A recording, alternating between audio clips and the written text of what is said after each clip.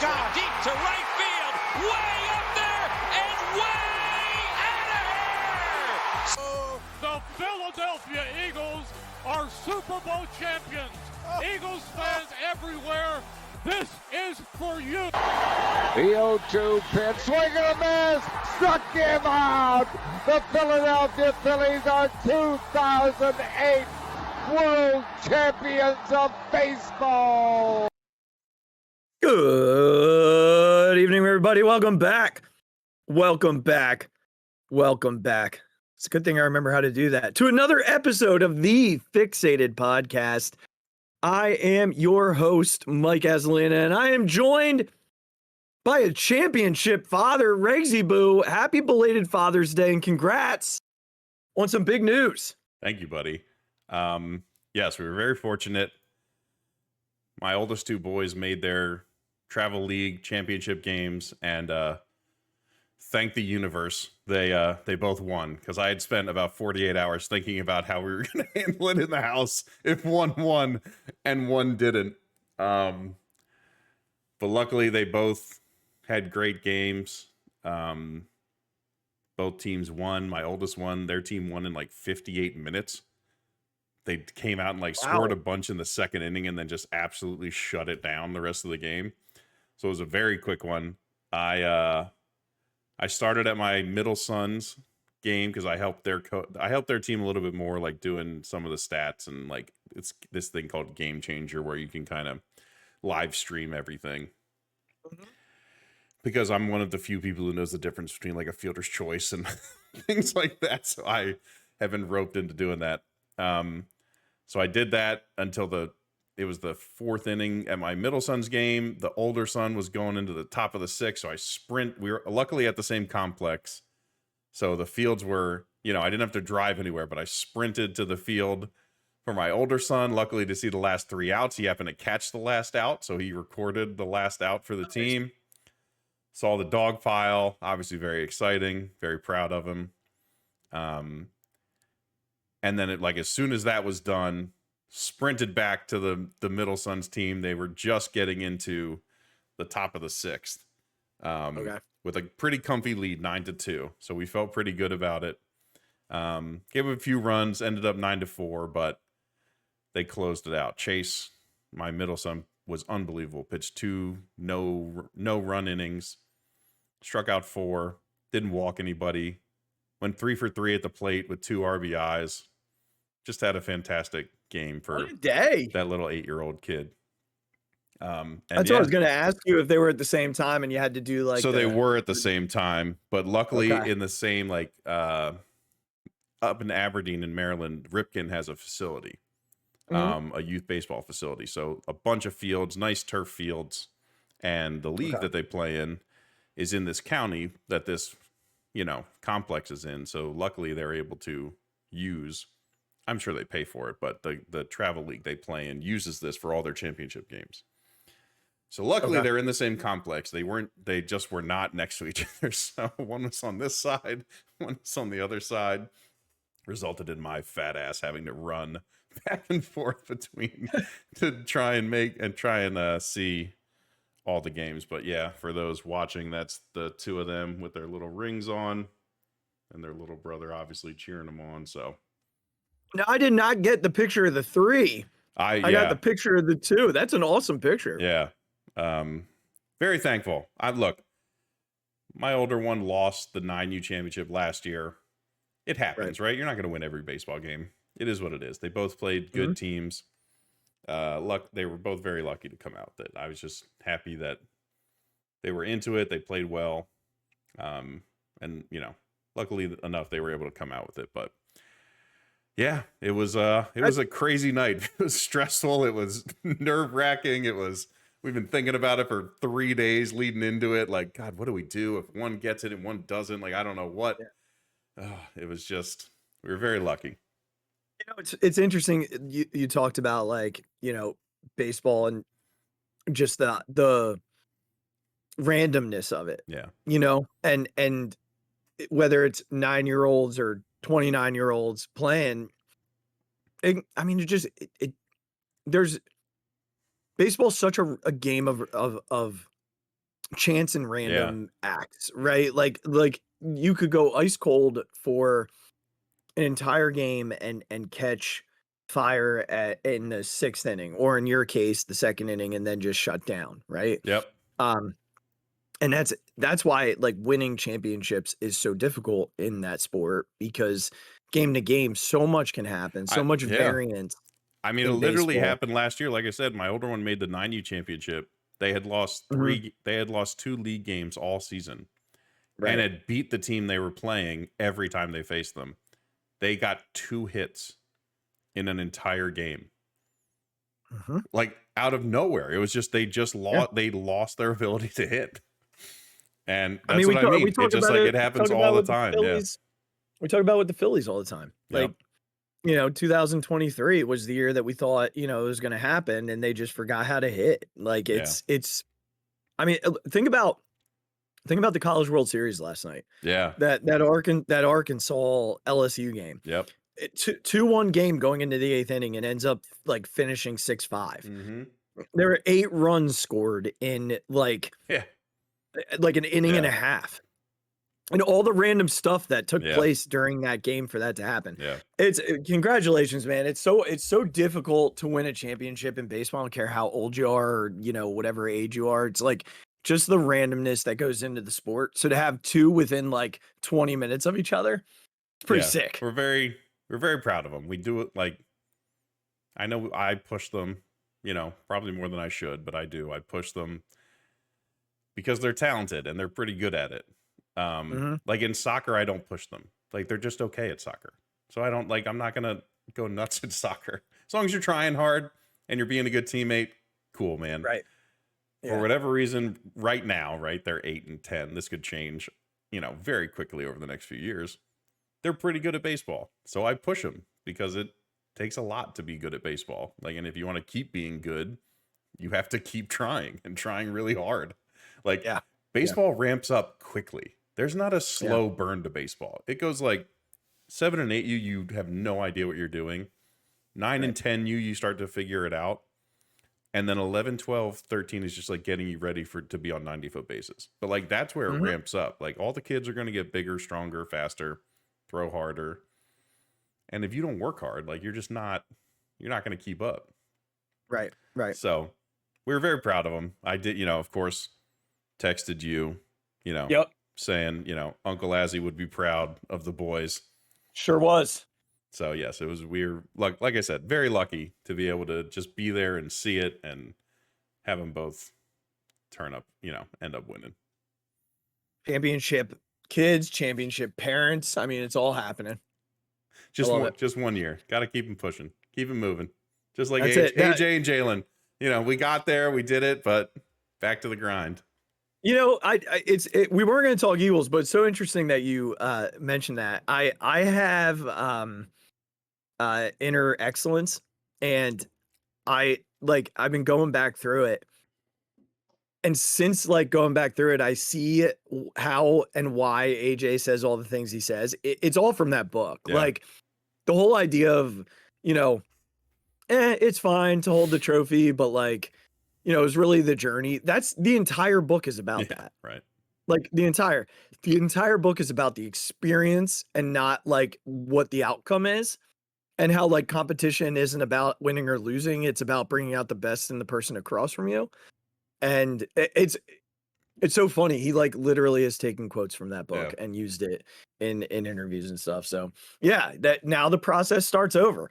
What did Nick say during the beginning of minicamp here? It's the celebration's over and the preparation begins. Yep. That's it. Regensburg boys. That's right. Celebration's over. That's Get right. back in the garage and hit off the tee again. If they're ever slacking, I'm going to call you. And that's what you're going to tell them. That's right. Get them back on the tee. Humility is not about it's not about thinking less of yourself. It's about thinking of yourself less. That's my new line. There you go. That's my new line. It. All right. Well, we got a lot to get into tonight. We're speaking of thinking less of yourself. There's a certain draft prospect that maybe needs to revisit a little bit of his humility. We're going to talk about him here in a moment. There are a couple of social media things that we want to get to. And of course we got to talk about the Phils, who are likely heading into this weekend Mets series tied for first place because the Braves are taking it to the Mets yet again Thank God. in Atlanta. So we'll get to all of that, but let's start in Sixers land. Nothing Eagles tonight, just because a lot other to get to, and you were kind of in the dead quiet of the NFL season here. So let's kick off with the Ace Bailey news. We previewed Ace Bailey about a month and a half ago, and as considering that he's the most likely to be taken at 3. And he was supposed to be in Philadelphia for a workout today, but canceled it, among the many other workouts he canceled for other NBA teams over the course of the last couple of weeks. He apparently, in his camp, have decided that he is a lock as a top 3 prospect, and there's no reason for him to work out. So, Regz, I don't know that I have too much of an opinion here. I tend to agree that he's one of the 3 best players in the draft. The problem is this sort of a testimony to who Ace Bailey is? And if so, is that the type of attitude and approach that the Sixers need right now? No one would exist with this roster and with this organization. I don't know where my thoughts lie, so I'm kind of hoping you can convince me one way or the other here.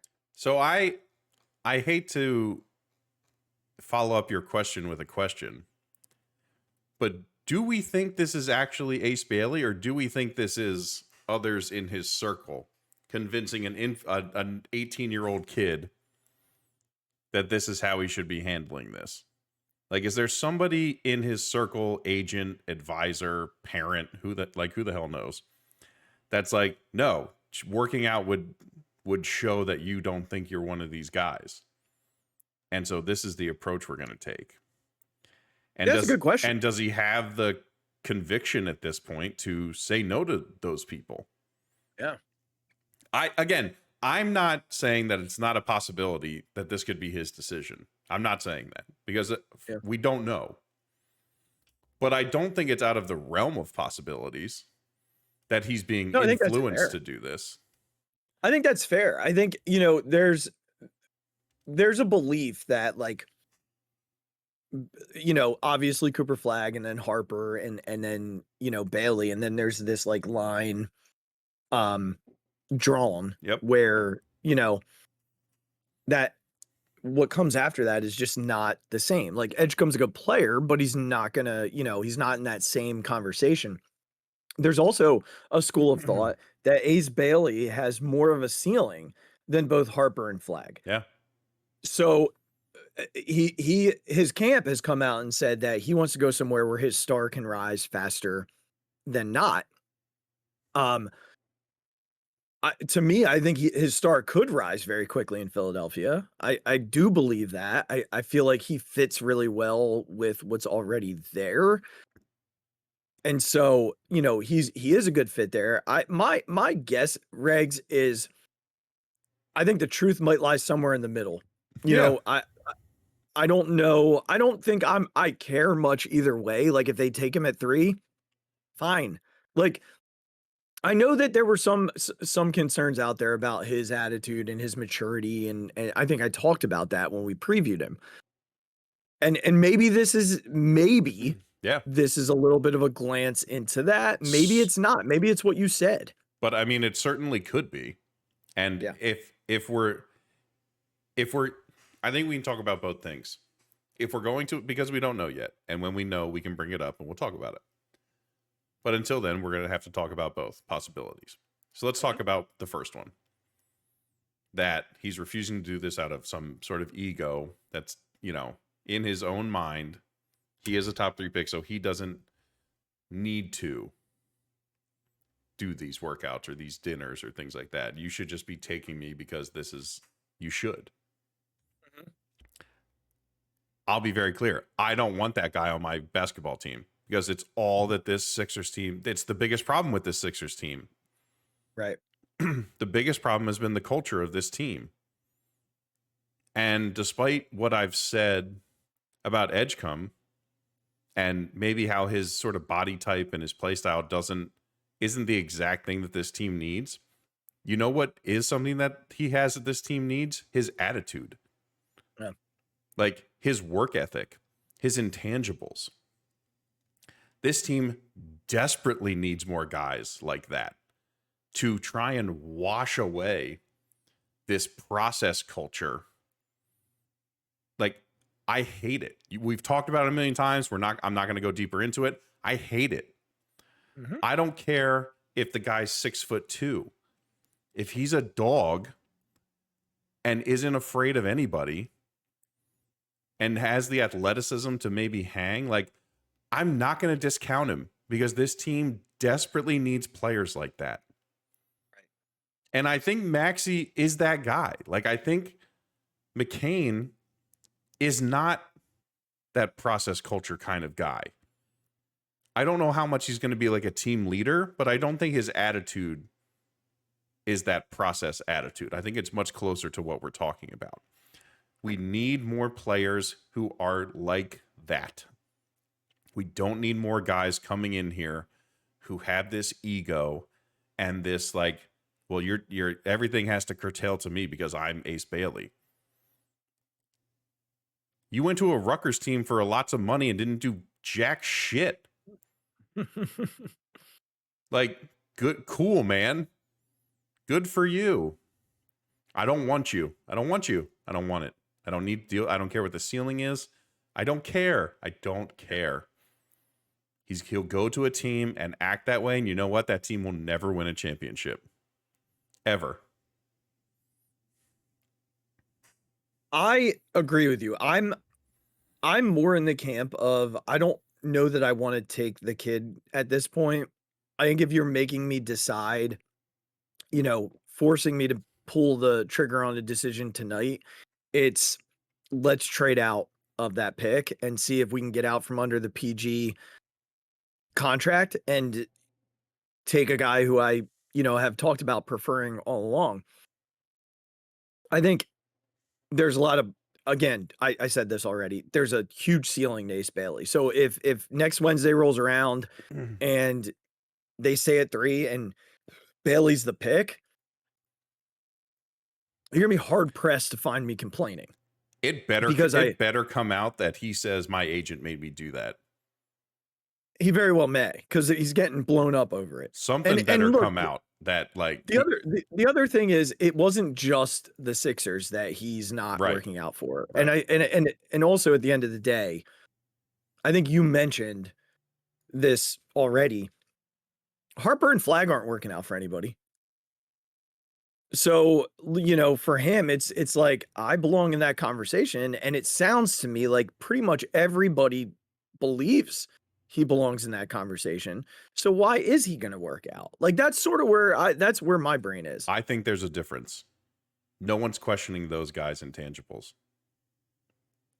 Yeah, but are you going to learn anything about his intangibles through a workout? Maybe through a dinner. Maybe not a workout, but maybe a conversation. Fair. That's fair. I'm not going to key in on the workout, but he was scheduled to have dinner with like the higher ups at the Sixers. Yeah, fine. You don't want to work out? Okay. You can learn a lot about somebody in a conversation. It's why these NFL draft meetings are so important. Yeah. Yeah. Look, it's what I feel like it's a lot of the reason why guys like Howie and Jeffrey are so successful in the roles that, or have made the Eagles such a successful organization because they take those things so seriously. Cascades down to the scouts they work with. And like, hey, we're not just worried about like what this guy does on the field. You need to like tell me who this dude is. Yeah. So fine, you don't want to work out. It's a dinner. Yeah. You could fly in and fly out that night if you want to. They'll fly in. They had it all prepared for him based on the reporting. Yeah, it was all ready to go. That's the thing. Like, you can learn something from a conversation. You're right. You're not wrong about that. And you're also right that a guy like Cooper Flagg doesn't have questions about his attitude, his intangibles. No. It all showed, and he was successful, and all the praise coming out of Duke for him is real and valid. So, all right, let's move off of Bailey and just I think we're both sort of in the camp of, and I hate to waver over the line, but I feel like we're both sort of 1 foot on one side, 1 foot on the other side. If they take him, fine. If they don't, fine. It's very, like, I don't. yeah, it's very difficult to know without knowing the situation, like we talked about. Yeah, and it sounds like no one really knows. Like, there's you're no right. context. It hasn't come. around It hasn't come so- out yet. You know, about sort of why the true reason and who's truly influencing him, or Yeah. if this is him making the decision. I think that's the delineation. Yeah, I'm with you on that. Well, all right. So we've previewed Harper, we've previewed Bailey, we've previewed Edgecombe. There's one more guy that I want to preview selfishly, because I do feel like if they moved back, he would be the preferred target of your boy Azzy. And that's Duke. Shockingly, your boy Regz. We're coming to the dark side a little bit. Duke forward Kon Knueppel. What? Let me ask you. I usually give my, more than 2 cents. I give my 10 cents. Yeah. So when it comes to Kon, shockingly, your boy Regz isn't out on him being a Duke player, because you're not a Duke guy. I am not. Why? What about Kon do you like? I think he can just fit in anywhere. And he had an interview with Bill Simmons in Bill's latest podcast. That's how you got him. And That's was how you got so Regz. good. It's so good. Yep. And he's just like, he's like, look, I can go anywhere and do anything and fit into any team. I don't care what it is. He's like, I don't need to score 30 points. Like, you want me to catch and shoot? I will do it. And he's got this intangible of knowing how to move off the ball and get himself open. That is so important to know how to do, just instinctually. Mm-hmm. And he just seems to have the perfect attitude of what I'm talking about, to fit in with a culture that needs to be more unselfish and more about doing the things that help you win basketball and nothing else. Yeah. So, all right. So you already named one of the things I love about Kon, which is his ability to move without the basketball. And well, two of the things that I love about Kon, and his ability to catch and shoot. A few other things about Knueppel that I think like people don't realize. He's bigger than what he looks on TV. This dude is 6'7". Like, he is not a small dude. And he's like 220. Yeah. Like, he's not small. Yeah. He's built. He's like a rock, man. And the other piece about Kon is that he scores at all three levels. Like, he can go to the bucket and score. He finishes well. He can shoot in the mid-range. Early on this season, when Cooper Flagg was trying to find his footing as like a 17-year-old kid, Knueppel was the best player on the Duke team. He from start to finish was the most consistent player on the Duke roster. He can defend, and he can defend pretty much 1 through 4. Like, he is a really good defender. He gets the spots well. And the one piece of his game that doesn't get talked about enough is his ability to deliver on the pick and roll, which is something that the Sixers have missed since JJ Redick left. I love what the possibilities are of he and Joel running a pick and roll. I watched him do it with Malawach all year at Duke. And Malawach is a heck of an athlete. A healthy Joel on that pick and roll is going to be very difficult to guard. And Knueppel will score going to the basket. So you can't just ignore the fact that he has the basketball in his hand. He will score around the bucket. He will also run off of Joel screens the same way that JJ Redick did. Yeah. I know that they don't want to trade this pick. Like, they've made it very clear they don't want to move out of 3. I think that has less to do with Knueppel, more to do with the value that they're able to get. But man, could you imagine being able to trade out of 3, drop the PG contract, pick up a couple of extra picks, and take Knueppel and basically run out a lineup that is Maxey, McCain, Knueppel, Grimes. Like they're not running those four at the same time. But that type of scoring is they don't have that type of athlete, that type of scoring. They just don't. Yeah. It'd be nice. It'd be nice. Pardon the unintentional pun, but that would be good process to do that. I do love that you said that. Yeah, I can't express enough how badly I want a certain type of player. We have to eliminate this culture that has been killing our basketball team. We have to kill it. And you can only do that with bringing in players who are dead set on like having I don't care if they're not that good. That's the thing. Yeah. They don't have to be like the 3 seed in the East for this to work. You can be a 6 seed and start changing the culture of this organization. Mm-hmm. That's what I want to happen. Like it's what desperately needs to happen to save this team. Like a lightning bolt doesn't fix this team moving forward. It doesn't. Despite being in a weaker East, there's a bunch of teams that are better than us. They just are. Yeah. A lightning bolt isn't going to do much. Besides maybe get you a higher seed. The culture of this basketball team needs to change from top to bottom.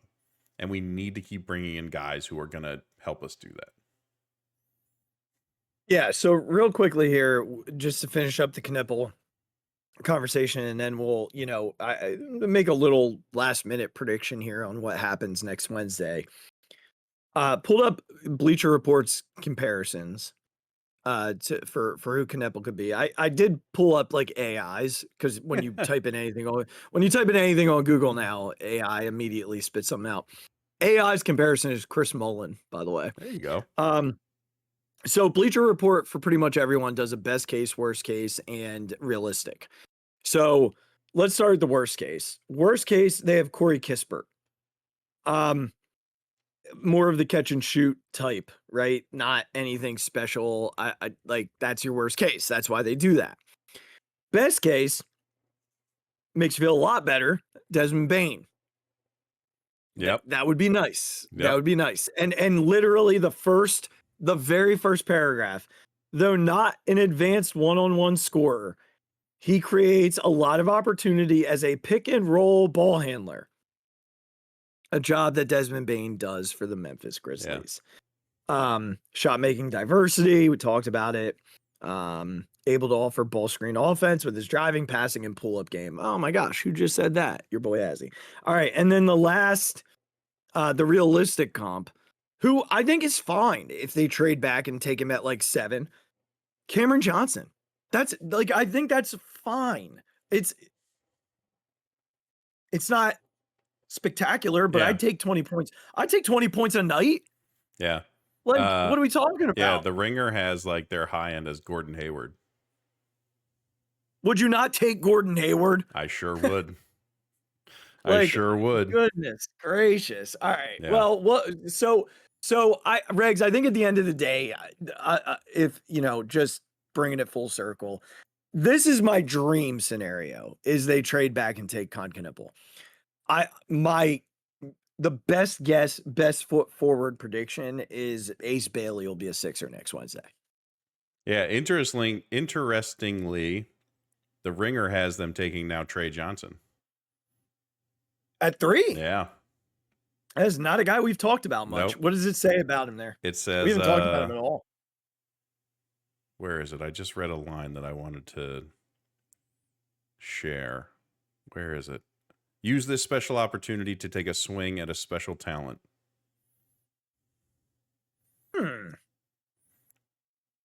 That's interesting. That's not even a guy that I consider talking The bottom line is that his scoring talent is immense and his shooting should slot into whatever timeline Morey and co have in mind. Okay. I mean, he was a good player at Texas. It's not a guy that Allen Houston. His high-end comp. So AI has Devin Booker and Tyler Hero as possibilities. That's pretty How up about there. that? That's pretty up there. I mean, this is not a guy I have read about them taking like at all. Have you read anything else about that until right now? That's the first time I've pulled up the Ringer draft guide in a while. So that's super interesting. He is not a guy. That is not a guy that I have like seen to the Sixers at all. Okay. Yeah.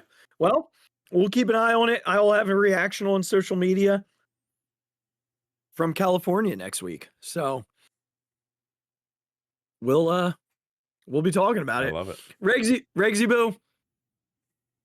The excitement around the draft is, I think, just between you and I, and maybe, some others. The excitement around the baseball team, however, very different. When we talk about the variance in baseball, 10 games ago, we were not okay. Yep. There was a lot of struggle. 10 games later, the Phillies have won 8 of 10. They are lined up to be tied for first place. They are. Did the Mets lose? Okay, and they also use the guy who's supposed to start tomorrow night, so they don't have a starter yet. Yep. Which is crazy to face Zach Wheeler in game 1 of a very important series here at the end of June. Well, 8 of 10, tied for first. What, third best record in the National League? Second best record in the National League? Something like that? I think it's third or fourth, yeah. In this stretch, they beat the first place Chicago Cubs 2 out of 3, swept a wild card contending Toronto Blue Jays, who they've never swept in a 3-game series, and just went to their House of Horrors and won 3 of 4. Can I remind you that Bryce Harper hasn't played since June 6th? Yeah. Zach Wheeler missed 2 starts in this stretch. Aaron Nola won't be back until August. Yeah. They're still performing with, I don't know, a third of a bullpen. Yeah. Like, there are guys we don't even hear from down there. Like, when was the last time Max Lazar pitched? Michael Mercado. It was the other night.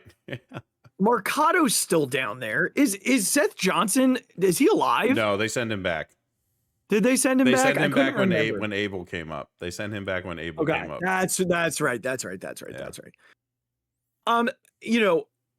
It's absolutely unbelievable what this team has done. And I know the 8 of 9. I get it. I know that was annoying. We were all mad, blah, blah, blah, blah, blah.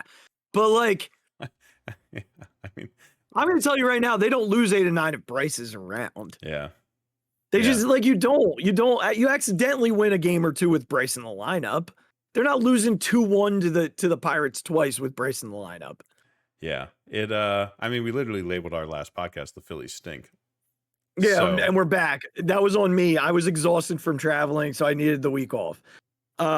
Which is fine. And here we are. It's just funny that this is the conversation we're having after the last thing we literally published, the title of it. So I think when you title this one, it's The Phillies Are Good Again. Yeah, we can do that. Yeah. Yeah, okay. All right. And I don't there are still really big holes in this team. And you've been sort of seeing it. This series has been like a little microcosm. Like, if Trey doesn't go 3 for 5, this offense is really rough right now. Okay. I'm calling timeout. I agree that Trey has been a big Bohm has also been very good.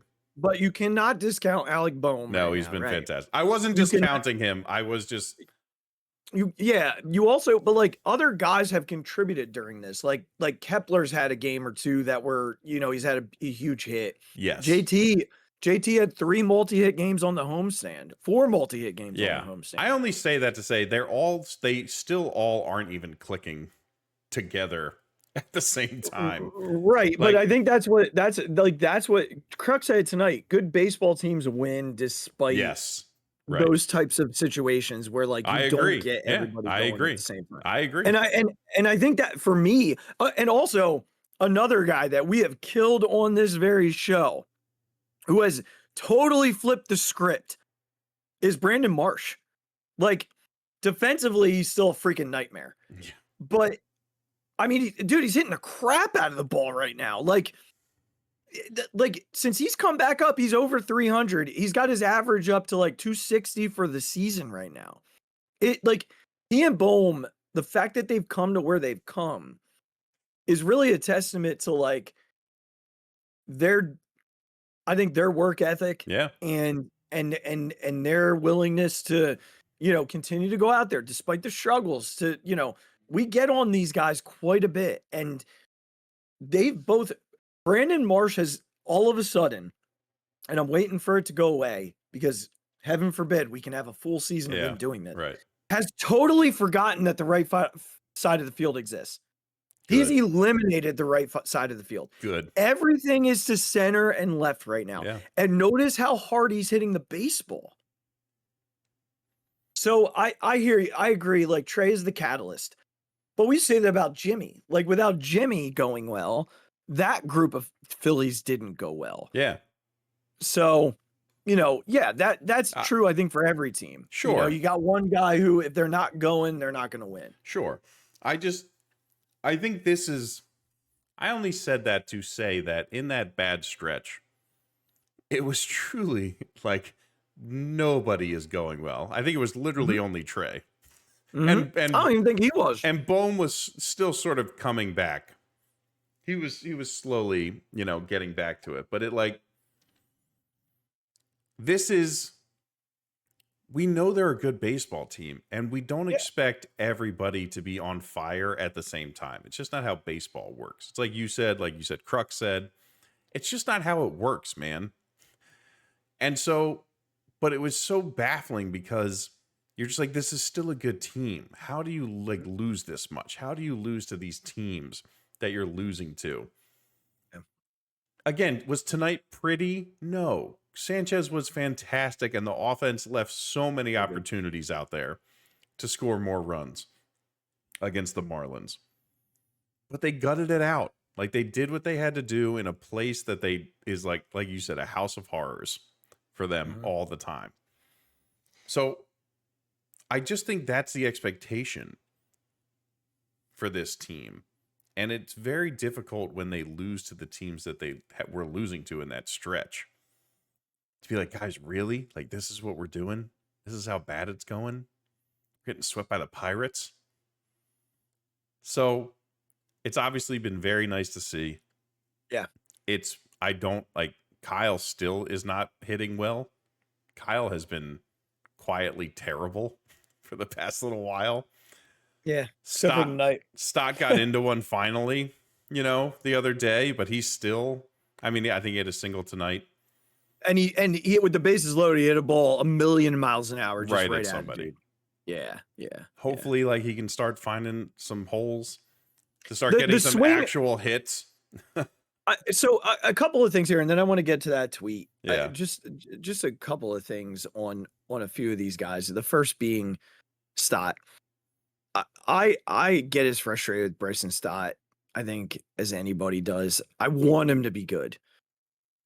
He's still one of the more elite defenders on this team. He's an elite base runner. The problem is he's not getting on base a lot. One thing when they are clicking, if he's not hitting, to consider is that even at his worst, he sees more pitches than anybody else on this baseball team. And and this might sound like excuses, and I'm throwing, water on the fire here. But I truly believe this. Not that it's perfect, and not that it's like it excuses the lack of solid contact. But there is value in seeing 30 plus pitches a game because one, it wears down a team's starting pitcher. That Barrios game when he saw 30 plus pitches, like 24 of those came against Jose Barrios, and Barrios had to leave in the 6th inning. Keep in mind, they were getting to him. They were hitting him this time. But he's still a really good pitcher in this league. And they got him out in the 6th inning because he'd thrown like 85, 86 pitches. It does matter. It also allows your teammates to see more of a guy. So like those little nuances are important. Again, doesn't excuse the lack of contact. It would kill me if Bryson Stott is just going to be a I know, it's 240. so weird. I don't get it. It's a guy who we thought was going to win a batting title. Yeah. So it's hard to accept this. We thought it was the injury. What's even weirder is when they moved him to the leadoff spot, he was like, he couldn't make an out. I know. So I'm not sure what's going on. I'm very encouraged by the last 3 nights. Very much encouraged. I feel like the swings we've seen the last 3 nights have been much better swings from Bryson Stott. He's getting the ball in the barrel. He's hitting it hard. It doesn't look loopy. It's not lazy fly balls to the left side. We're going to need a much, much larger sample size. But for the most part, I'm encouraged. 2, I need to say, Alec Boehm, holy crap. Yeah. Seriously. Also, Alec Boehm, you're 6'5", 250. Look what happens when you turn on a baseball. My Lord, that ball he hit on a Sunday. Yeah. Good Lord. Like, I don't know why we don't see it more. I just don't know that he knows how to do it. Yeah. I think Right. he sometimes it's almost gets random. lucky and- Yeah. I think that's what it is. 3. Aaron Nola is going to be out for like 2.5 months, 3 months, whatever it's going to be. And this team hasn't really seen a decline in its starting pitching. The starting pitching depth is unbelievable. 4, Orion Kerkering, you got. 5, we got to talk about Nick. Yeah, we do. We can't not talk about Nick. So before we get into this tweet, let's Yeah. pause here and talk about Nick. So just for everybody, I can't imagine you don't. If you're listening to this show, you know what happened with Nick Castellanos, but we'll give you the retread anyway in 20 words or less. Tuesday night. Yes, Tuesday night. No, Monday night. Nick was taken out of the game in the 8th inning. Johan Rojas went to center, Brandon Marsh to left, Max Kepler to right for defensive purposes. Apparently, Nick took exception to this, said some very inappropriate things to Rob Thompson, and was benched on Tuesday. Wednesday. You were right on Wednesday. Today's Thursday. Was He I? played again. Yeah, he was out last night. He played again today. No, he wasn't out last night. He was out the game they lost. Because remember, Kepler dropped the ball. Yeah. Was that Tuesday? God, my days are all over the Yeah, place. because Okay. it was a 4-game series. Okay. Sorry. No, you're good. You're good. So I'm going to start here. For Rob Thompson to bench you, it must have been bad. Yes. That is not his MO Yeah. at all. At all. And he was very poignant about it. Like, didn't pull any punches. It wasn't, and you really can't, because Nick had played 240 straight games. Right. So we're getting him off his feet. No. He had to say what he said. Yeah. Regz, here's what I'm gonna say, and I'm gonna turn it to you. In 2008, Pat Burrell didn't play a 9th inning of a single postseason game. They removed him for Eric Bruntlett in left field every single postseason game. Yeah. And you know where he was? On the top of the dugout steps. I can't imagine that Nick didn't know this was a possibility. I can't imagine a manager who is considered one of the best communicators in Major League Baseball by his own players didn't make Nick Castellanos aware that it was a possibility he would see some games in the 8th and 9th inning from the dugout. It was the perfect situation to do it. He had made the last out of the top of the 8th. You've got to get 6 more outs. Yep. In a huge outfield, mind you. Yes. You go to and you have to win that first game. Like, you cannot lose the first game of a 4-game series to the Miami Marlins.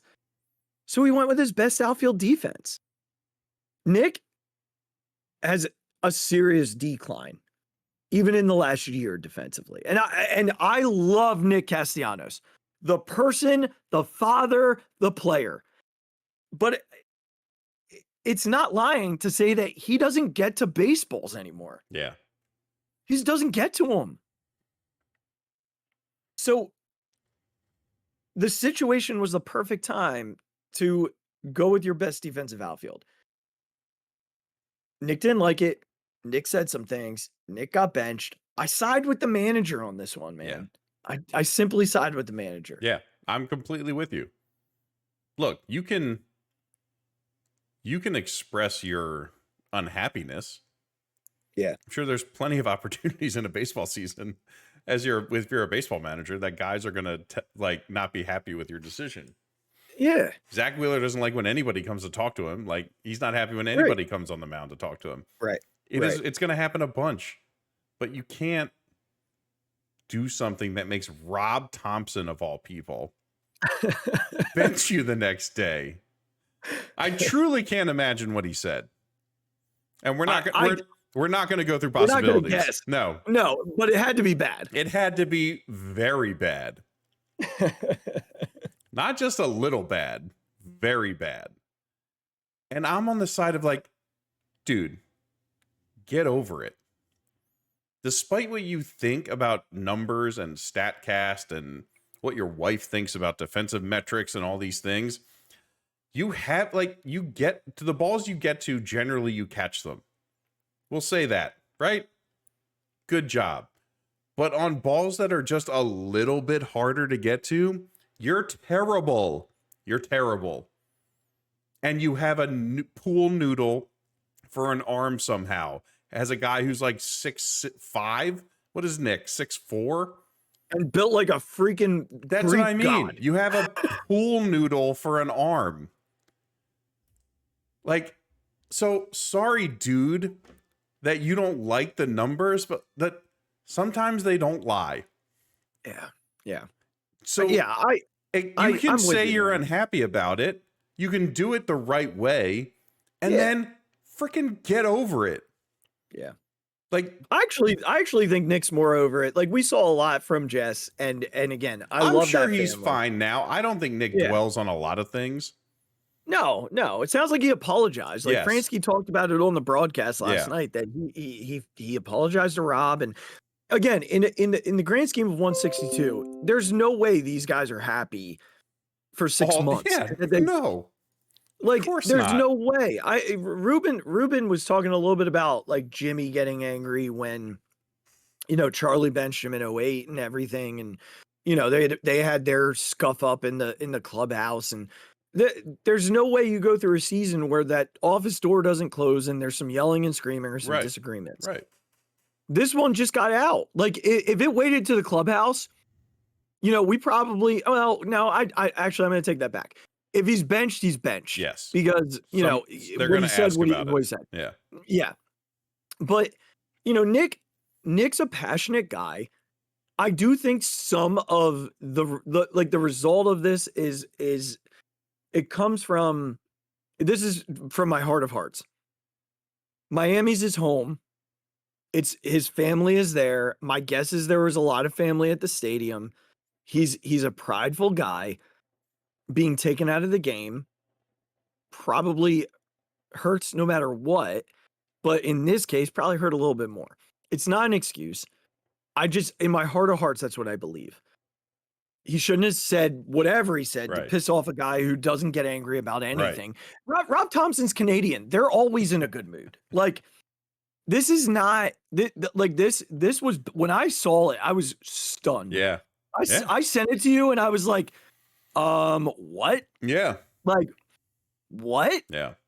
But this is where that's where we're at. So it seems like everything's okay now. Right. So. But when it comes down to that, you deserved it. Yeah. Like you can say he's prideful. Nick has one of the biggest egos I've ever seen in my whole life. Well, yeah. For just a person. Like I get it. You need a certain amount of it to be a professional sports anything, right? You need a certain amount of ego to do that. Yeah, Nick might have one of the biggest I've ever seen, and that's okay. Like that's fine, but you gotta know. You gotta know when it's not okay. Yeah, I think there's look. I think with with anything, there's a line. Yeah, And he absolutely. crossed it. Right. But part of why we love Nick is because of that ego. Like, the guy can go for 4 with 4 strikeouts and the next night come out and go 3 for 4 with 2 home runs. Right. Or in the Because he ninth doesn't let- inning, he doesn't- he hits the like winning home run when he's been 0 for 4 and swinging at terrible pitches.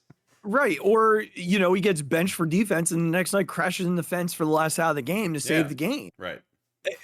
Tell me that baseball isn't the most beautiful sport. Yeah. Like, what are we doing here? Yep. But that's part of the reason we love Nick, because he doesn't let the game become too big for him. Right.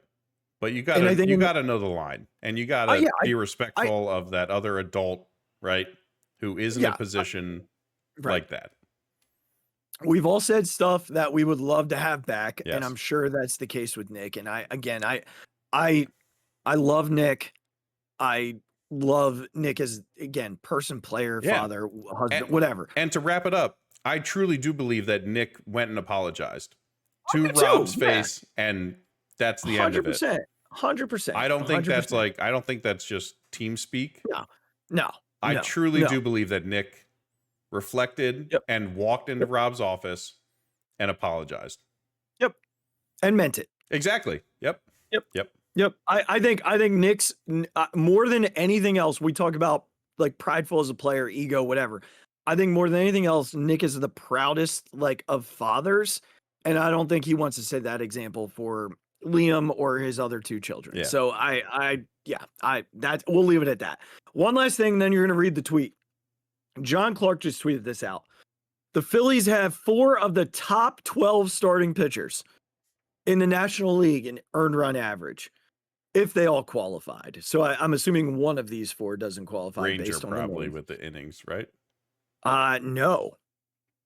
Ranger would not be the one, I would guess. Oh. 2.20. Mick Abel. Oh, there you go. 2.21.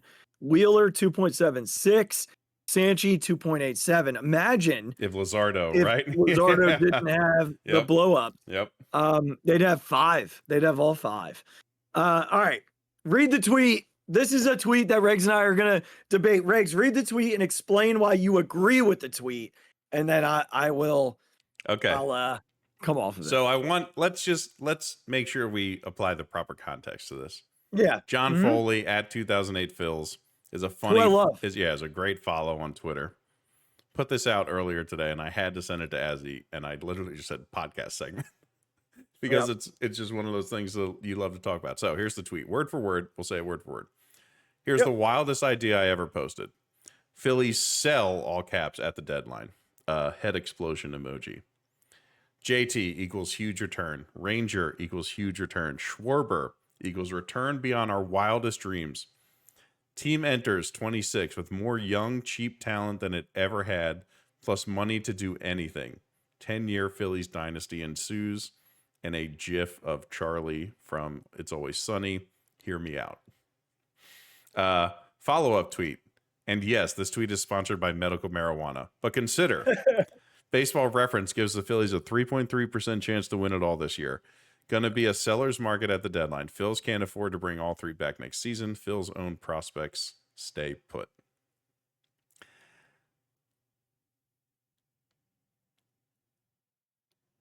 I don't mind it. I'm not completely out. I don't know how else to put it. I'm not totally against it. I think the Schwarber one is the toughest one for me to take. I'm going to be honest. That's the toughest one For sure. to take. But I don't know. I don't hate it. Just think of the money it gives them and the flexibility it could give them. Like they could, whereas now they have to maneuver this tax thing, blah, blah, blah. They could go out and bid on anybody they wanted to. I have done no further research on who they could get, on who those players would be, blah, blah, blah. But they'd be in the running for anyone. And then so what? You bring up Aiden a year early. So what? Crawford gets here a little earlier than you want to, and Abel.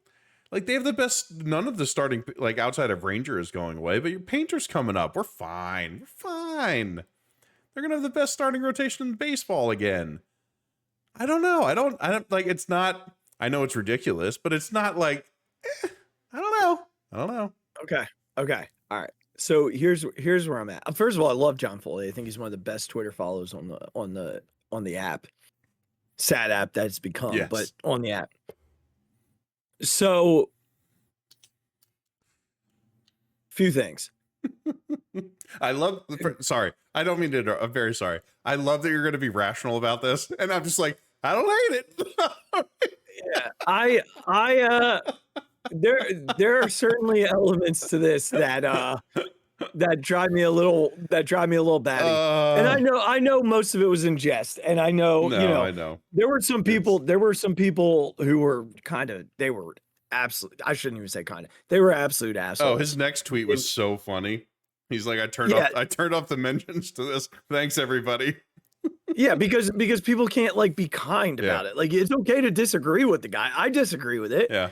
But they were, oh my gosh, it was brutal. Yeah, muting that last thread now, but thank you to those who can talk ball without getting personal. Good stuff. Go Phils. Yeah, right? And for all those people who got personal, screw you. How about you just have some fun? Why attack with your the guy? life? Good Lord. All right. So let me start here. None of those guys are getting quote unquote huge returns. First of all, they're all in the final leg of their deals. None of them are going to guarantee to sign anywhere, especially Ranger. Could you get a top 10 org guy for each guy? Yeah, absolutely. I actually think Schwarber could bring you a top 5 org guy. So it'd be a decent return for sure. Here's my struggle with this. You have a top 3 rotation in baseball, and I truly might be discounting them by saying not the best rotation in baseball. They could very well be the best rotation in baseball. I'm only saying top 3 because I'm not 100% sure.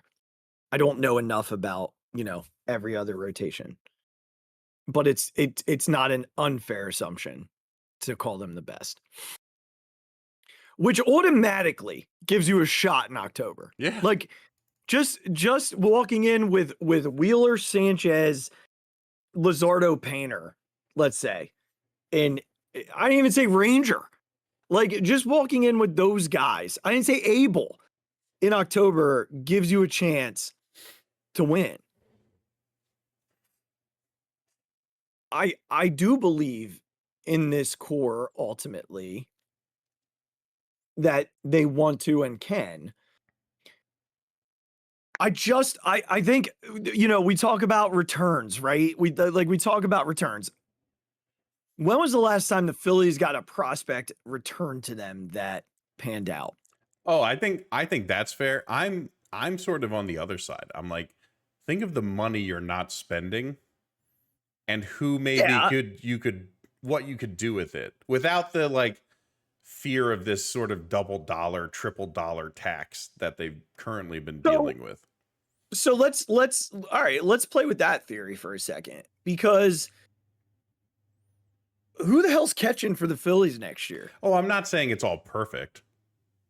Well, that's kind of my point. It's Marchand, but then okay, so now you're filling in other places to be better. Yeah, but also Marchand has never played a full season. Again, it's not a perfect system. I get it. I know you're gonna beat me with all the rational takes here, Azzy. Okay, I am. I concede. 100%. I concede. I concede that point. But let me just go to the money perspective. Let's say that they don't do it, and JT comes back at 10 to 15 million a year for 2 years. I mean, that would be fantastic. You're not spending a lot on him. Ranger's not coming back. No, that's we've already come to grips with that. It sucks, but we've come to grips with that. I was standing next to a guy at the game on Sunday who I really liked. Typically, I don't like talking to people at games. Listeners know this. Yes. This guy I enjoyed. I go. enjoyed his knowledge. I enjoyed the conversation. My dad even enjoyed the conversation. Shout out to this guy. But he said one thing that we actually did not see eye to eye on. His take was that Kyle Schwarber is going to get $40 million a year in free agency. I don't think so. That's a lot. That blew my mind. And he was throwing out names of comparison, like Aaron Judge. No. And I was like, I love Kyle. That's not who we're talking about here. But we're not on the same planet. Yeah. Yeah. We're not on the same planet. And that's not to say that Kyle's guaranteed to come back. But I think Kyle like maxes at 30 a year. I don't 40, even 35 feels big, feels heavy. 30 still feels like a lot. It does, but I can see it. If he's going to hit 50 home runs a season, like it's not out of the realm. I do believe, my peak is 25, but I don't think 30 is out of the question, especially for teams who are in dire need and have the money. Back to the initial conversation. For me, this is a team that can still win. I think they can win a World Series, and in that same light, we say, oh, it's fine, bring up Miller a year early and bring up Crawford and this, that, and the other. I think we'd be the first ones angry when Miller's not hitting right away next year or takes steps back, and sure, just my thing to people who truly buy into this, and I know you don't, you're playing the side, I know, is can we just be okay and happy with what we have and not sell it off for spare parts because, it's a buyer's market, it's a seller's market. Like, I don't want to trade Kyle Schwarber because it's a seller's market. I want to soak up every ounce of Kyle Schwarber that I possibly can. Yeah. To be fair, that's the hardest part of all this is selling Kyle. That would be the hardest part about all this. I truly think there are only two guys on the roster who get you the quote unquote huge return. And they're both in the rotation. Like, I think Kyle gets you a good return. Good to great, not great, but like somewhere in that range. I think JT gets you an average return, and Ranger probably gets you average to good. But if you're looking for like a haul, it's Zach Sanchez. And it's Sanchi. Yeah. Those are the two that get you a haul. Yeah. And they're not trading either of those guys. Yeah. So, it's a fun practice. It's a fun practice. And I appreciated the jest of the tweet itself. It's a great tweet. Like if you're just talking about Twitter, that's a great tweet. It really was. It made me laugh when you said it to me. And I was like, all right, John, atta baby. It was fantastic. Well done. That's right.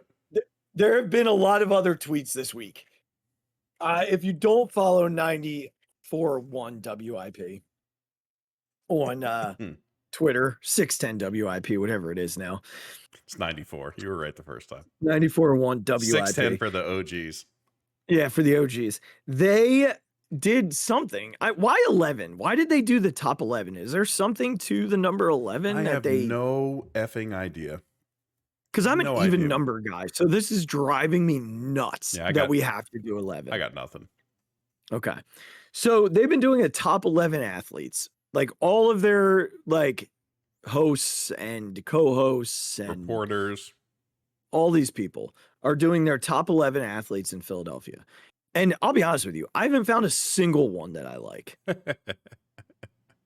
I've not found a single one that I like. There have been like two that have left Jalen Hurts off entirely, which is an absolute abomination. Yeah. Kind of like those QB rankings you keep tweeting out. Yeah, how about that tonight? Did you like that? Did you like that? I don't know who it was. Was it ESPN or Fox or it was who Yahoo? Did it tonight? It was Yahoo. Yeah, Yahoo tweeted one out tonight that had the top 10 quarterbacks and Jalen wasn't on it. So I just retweeted it with a picture of Jalen smoking the cigar with the trophy and said, remember, this happened this past year. Yep. How is Jalen Hurts not on a top 10 quarterback list? I don't know. fine, you want to say he's won 1 Super Bowl, but he's been to 2 of the last 3. That's the difference. But also on that list, Patrick Mahomes is the only one who's won a Super Bowl. Yeah, like having Stroud and Herbert and all these guys who like haven't even sniffed it is absurd. Anyway, yeah, that's a different. We're getting. I mean, good Lord! Yeah. All right, so here's what Regz and I did. We started to build it before we came on the show. We spent a good like 20 minutes. And then I was like, no. Let's what we have right now is good, but we have 7 spots and like 10 guys left. Yeah. So let's debate that live. So let me tell you what we got. I'll start at 11. Regz will not move this guy higher. No. Refuses to. It's the only way I could get him on the list. If it were me only, he would probably be in the top 6. Regz knows this. This is not a surprise. I love him more than Regz does. But Joel Embiid, he's got to be on it. We both agree on that. Yes, I do agree with that. But you will not. I couldn't even get you to 10. No, not at all. Nope. No. He drew the hard line at 11. So I know there's going to be some debate on our list right out of the gate. You'll have to debate the big guy, but that's fine. He's on. So bring it. Regz will stand his ground. Bring it. He will stand his ground. I am hard to move. We did not do anybody between 10 and 4. That's where the debate is. Do we tell everybody who 3, 2, 1? I think I think we should. Yes. All right. So at 3 we put Zach Wheeler. I think for the 2 of us, and Regz, correct me if I'm wrong. I think for both of us, he's the best Philly right now. I don't know that I don't know that it can be argued. Like, I love Bryce. Yeah. And I love Kyle. But there's something about Zach's pitching today. I think this is one of the most underappreciated isn't the right word, but maybe misunderstood things about baseball because hitters get so much attention. Yeah. Having a true ace, whether it's regular season or postseason, like most people don't understand how important that is. Yeah. And how much of a luxury it is mm-hmm. to have a guy like that. Who's not just regular season good, but is arguably even better in the postseason. Yeah. Which is what every team's goal is to get to the place where it's harder to win and you have a guy who does better than he does in the regular season, which is already Cy Young caliber. Yeah. And he does somehow better in the postseason. People who truly know baseball will understand this. I think this is the biggest divide with casual fans because casual fans don't appreciate pitching. They don't appreciate it to the levels that it should be appreciated. To have a guy like Zach Wheeler is so unbelievably crucial to a franchise being competitive. I don't think we could spend enough time on it, quite honestly. Yeah, no, there's not enough time in this episode, and we're going to move along. Maybe multiple episodes. I think we could talk about it for multiple podcasts. I don't think we've made it a secret how much we know and appreciate what Zach Wheeler has done for the organization since he's come here. Like, there was a moment in time when they signed him that we were like, what the hell? Why not Steven Strasburg? Yeah. And look at the 2 now. Yep. It's watching Zach Wheeler is a true pleasure and blessing. Like, you were there on Father's Day, right? No. Oh, you were not there. No, okay. We had tournaments. That was tournaments. So my father and I stood just down the left field line, like not super far down the left field line. But even from that angle, just the movement on everything he was throwing. I think he threw 90% fastballs the first time and a half around the order, and there was no good contact. Yeah, yeah. It's special, man. Yeah. All right, so he's 3 for us, and that might come with debate because the guy that most people want. We had a debate. We did, but the guy. No, what I'm saying is, I think people would probably have him lower. That means people don't understand baseball.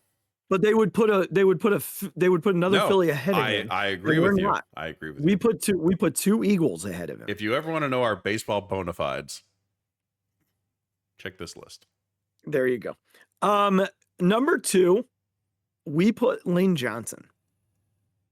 And this wasn't too much of a debate for us. The bigger debate was, should Lane be 1? That's what I was about to say. There's a bigger debate about the position. Yeah. That was the debate. Should Lane be 1? Lane, what I said to you before we started recording was Lane, well, you said Lane will go down as the best tackle in franchise history if he's not already. Right. And I think he is. I think he's already the best, not right tackle in franchise history. I responded by saying, Regz, he might end up being the best tackle in NFL history. He might. He's that good. Yeah. He's that good, Regz. Like, this is a dude who, in his mid-30s, is still playing at a level, like, he reinvented the right tackle position. He has reinvented it. That's how good Lane Johnson is. The teams have now decided that they need that type of player on both sides of the line. It's no longer just the left tackle. Lane Johnson has made it so that you need a guy like him on the right side too. So it was hard for us not to put him 1 because his longevity, his ability, his greatness, and the fact that they just don't win without him. Literally. Could have put him at 1. Yeah. That's how special of an athlete this dude is. But we put him at 2. Because it felt like 1 had to be a certain someone. Yeah. But is there anything else you want to add to the Lane thing? No, I still don't feel great, if I'm going to be honest. This guy, with his ability to be left on an island against the best pass rushers that the NFL has had to put out for a decade plus. Yeah. We're not just talking about a 3-year stretch here. Yeah. Of just seeing the same guys over and over again, and you learn some tendencies and you can beat them this way and that way. It's been a decade. Right. Of this dude being on an absolute island and the guys next to him changing constantly. Yeah. He will go down as one of the best right tackles in the history of football. Just flat out. Yeah. So in that case, I'm not sure how you leave him off a top 11 list. Or not leave him off, but like, I'm not sure how you don't put him number 1. This will be like, again, we agreed that the person we say is number 1 should be number 1, but this is the, like, Lane, it's still something I'm just not, when we talk, like when it's said out loud, I'm still like, ooh. Yeah. Yeah. I think what I said earlier, I stick to.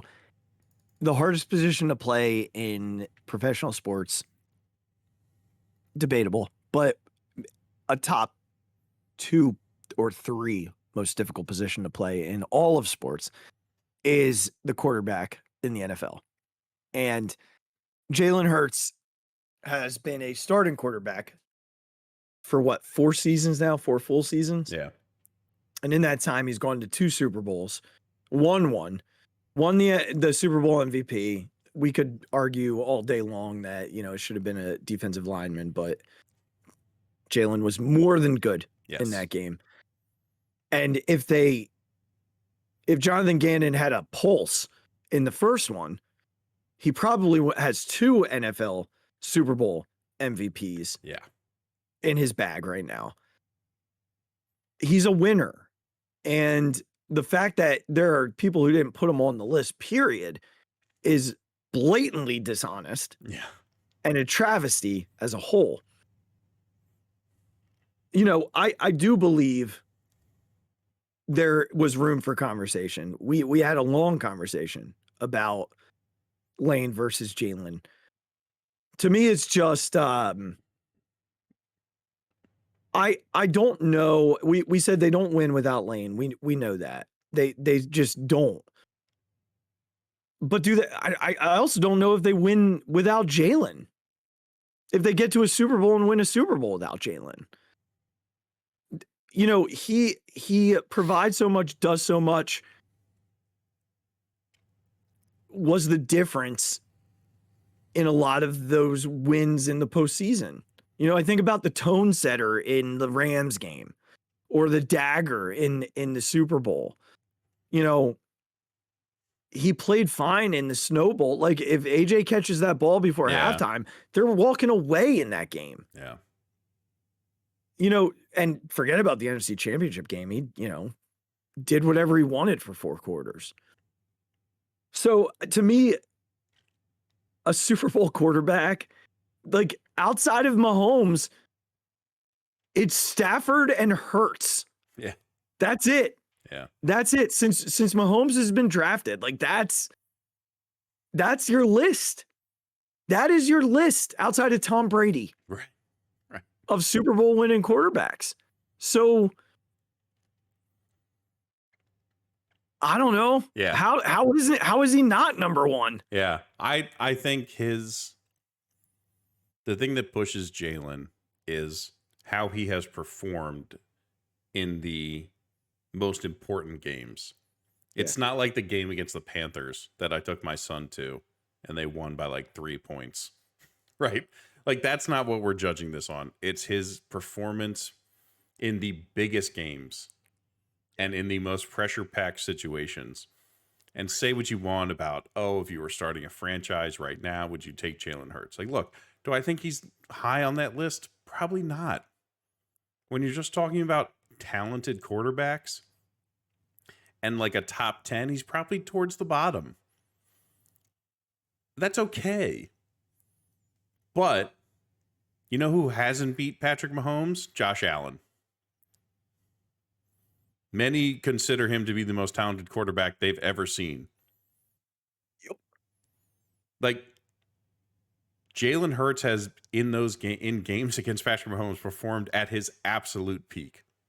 Yep. And if he continues to do that, I don't care about the random, like, week 4 when they didn't throw for more than 300 passing yards. I don't care. Yeah. Because we have a dude who steps up when it matters the most. Yeah. Oh, for sure. For sure. All right. So we've got 2, 4, 6, 8, 9 guys and 2, 4, 7 spots. We're right. We're gonna have to do this quickly. This is a long. Yeah. No, so here's what we're gonna do. Right. I'm gonna give. I think 4, 5, 6 in some order. 4, 5, 6 in some order have to be Bryce, Saquon, and AJ. I think Bryce is 4. But you think Bryce is 4? I don't disagree with you.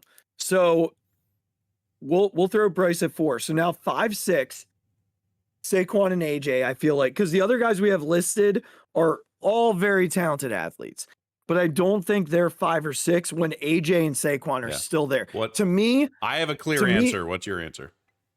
To me, AJ's 5. That is my answer. Okay.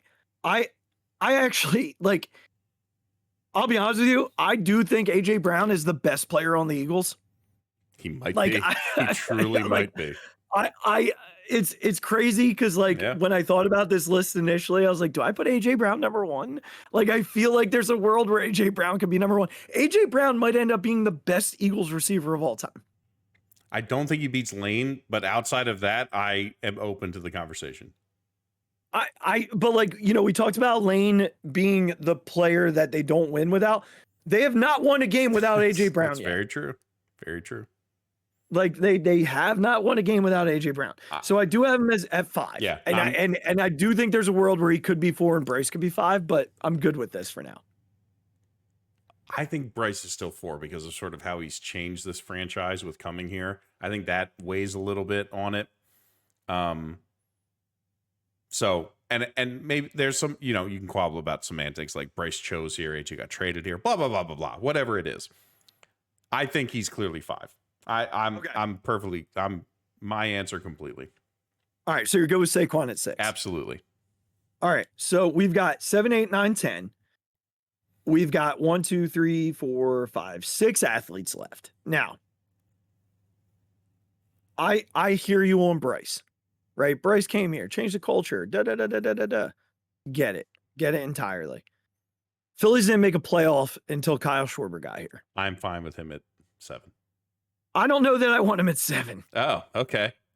I'm just making the point that he belongs here. So let's run through the other. I think we can agree he's going to be in one of these 4 spots. Yes. Okay.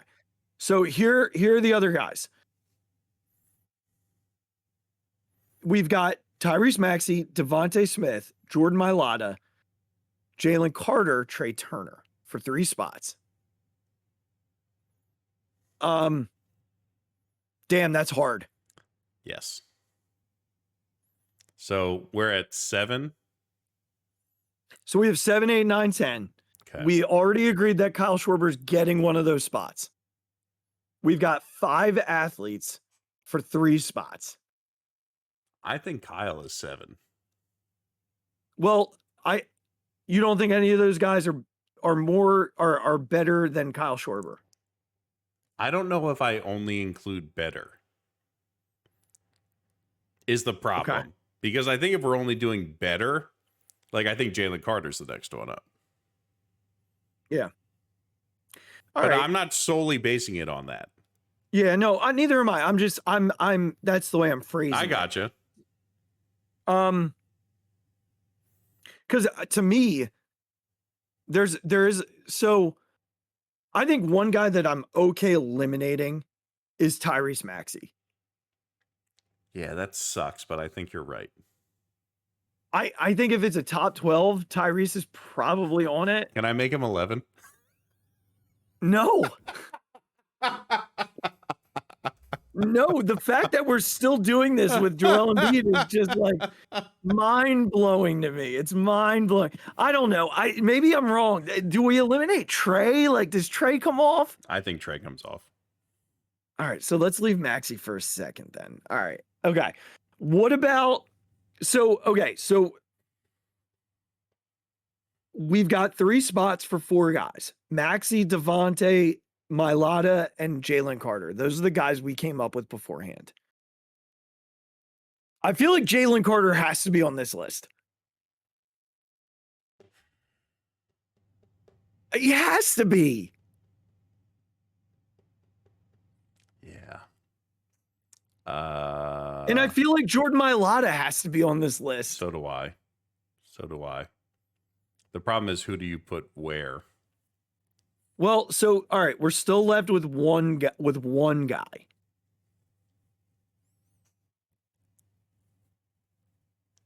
It's Devontae or Maxey.